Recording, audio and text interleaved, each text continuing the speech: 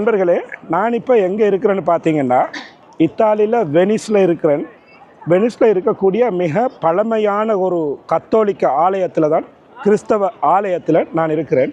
இந்த கிறிஸ்தவ ஆலயம், எனக்கு பின்னால் இருக்கிற இந்த கிறிஸ்தவ ஆலயம் 829ஆம் ஆண்டு எகிப்தில் இருந்து அலெக்சாண்ட்ரியான்ற பிரதேசத்திலிருந்து பொருட்கள் கொண்டு வரப்பட்டு கட்டப்பட்ட ஒரு கிறிஸ்தவ ஆலயம் இது.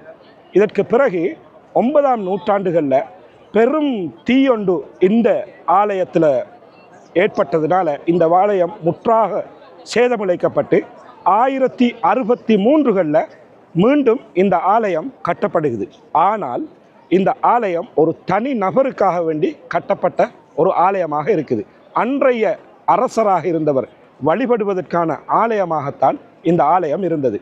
அதுக்கு பிறகு 14ஆம் நூற்றாண்டுகளில் வெனிஸுடைய நகர சர்ச்சாக இது உருவெடுக்கப்பட்டு இன்றும் கூட உலகின் பழமையான சர்ச்சுகளாகவும் மிகவும் வரலாற்று புகழ்மிக்க சர்ச்சுகளாகவும் இருக்கக்கூடிய ஒரு சில சர்ச்சுகளில் இந்த சர்ச்சும் ஒன்றாக இருப்பதைத்தான் நாங்கள் வெனிஸிலிருந்து பார்க்கின்றோம். இந்த சர்ச்சை பார்ப்பதற்காக தினம் தினம் பல நூற்றுக்கணக்கானவர்கள் பார்வையிட வருவார்கள்.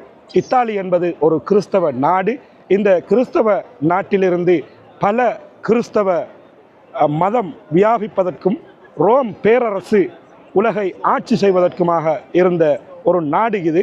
இந்த நாட்டிலே கிறிஸ்தவ மதத்துக்கும் இஸ்லாமிய மதத்துக்குமான சிலுவை யுத்தம் என்ற பேரிலே பல யுத்தங்கள் கூட இந்த ரோம் பேரரசிலிருந்து ஆரம்பிக்கப்பட்டதை வரலாற்றிலிருந்து நாங்கள் பார்க்கின்றோம்.